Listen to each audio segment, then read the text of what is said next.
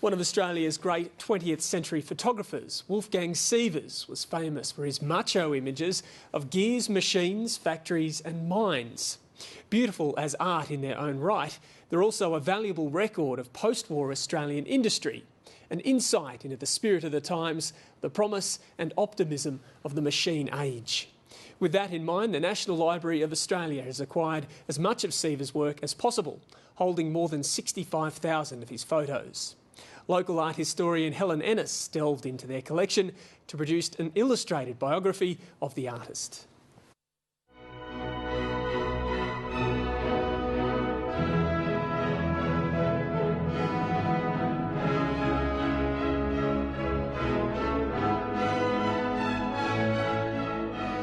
Wolfgang Sievers is one of the most important photographers that we've had in Australia. First is just the quality of his photography. You just need to look at those black and white photographs and you realise he had such a command of the photographic language. They're so stunning. The second thing is he had a vision. He had a vision about modern Australia.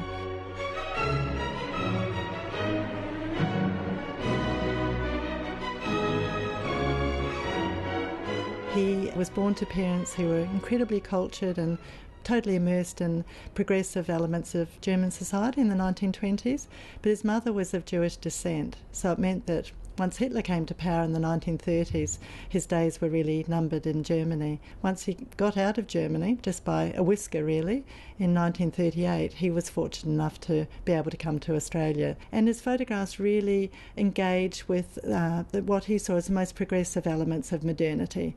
So he loved industry, he loved modern architecture, he loved the mining and oil industries and that too. And I think that he saw a role for him, a social role. He really wanted to promote Australia, not just to Australians, but to an international audience, as a sophisticated country, as a progressive economy, an Australia that just wasn't formed on agricultural production, just not riding on the sheep's back. So he really did think that he had a crucial role to play as a photographer in furthering this image of Australia as a modern nation. I think the best work that he did was in the industrial field, and it's because he approached it in such an inventive way. What he said is that before he even came to a factory or a manufacturing plant, he had done the research, so he had an image up here.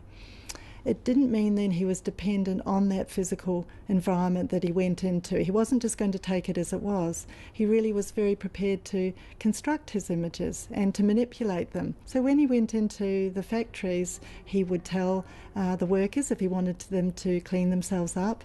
He would work out where he wanted his lights, and because he wanted as much drama as possible, he would actually often photograph at night.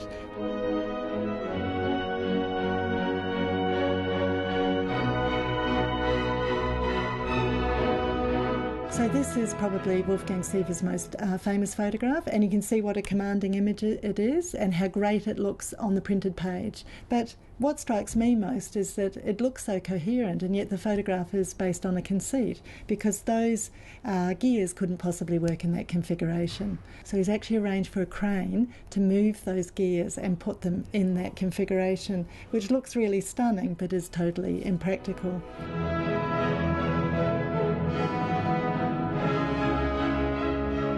Curtains of Fire is probably one of the most dramatic images in the book. It's in colour. I think what I like about it most of all is that it's red. It is just so red that all the power comes from this sense of fire just lighting up the night sky. So it's taken on an oil rig, in fact, in Bass Strait, and it was a commission that he was doing for Shell, and he was just waiting and watching for the moment of maximum drama, maximum impact. Suddenly, a long tongue of flame pierced the night sky with a roar.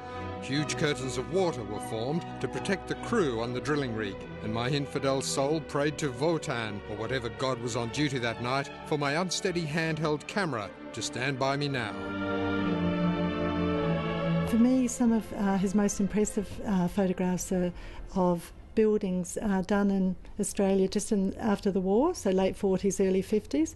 So I think that shows him at his best, where you can see really interesting compositions, dynamic, disorienting for a little moment while you work out what's going on, but incredibly vibrant. So you get all that rush and that thing of, wow, you know, we're in the modern age, isn't it fantastic? These photographs really do celebrate that. He knew the kind of Australia he wanted other people to embrace. But there's also a commercial imperative there too, because his photographs were commissioned by some of our best architects and by some of our biggest companies too. So it was to put their enterprises in the best possible light. So I don't think in the early stages he was worried. He didn't really have an ethical dilemma because he thought this was the way of the future. But as time went on, he did talk about that. The foreign ownership of Australian companies began to trouble him. He was also worried about the degradation of the natural environment and deforestation, the dispossession of Aboriginal people in some of the areas that he'd photographed. So he writes, I think, in quite a provocative way about this ethical dilemma that became more and more problematic for him, and he eventually decided that he wouldn't keep photographing. In creating beautiful images, I have glamorised industries which have been often heedless of their sacred trust to use resources wisely and take care in the interest of future generations. Wolfgang Sievers' photographs, when we look at them, they are so stunning, but we recognise that they belong to another era, and that era of modernism and of modernity means something else, something that we've become removed from because we don't have that same faith in the benefits of technology, because we've lived through different disasters. In fact, people are not very comfortable with that kind of vision anymore because of their monumentality. They are so grand and so heroic, and now you get a different kind of mode, a different kind of relationship with technology, whereas now we're perhaps more realistic because we've lived through the downsides as well.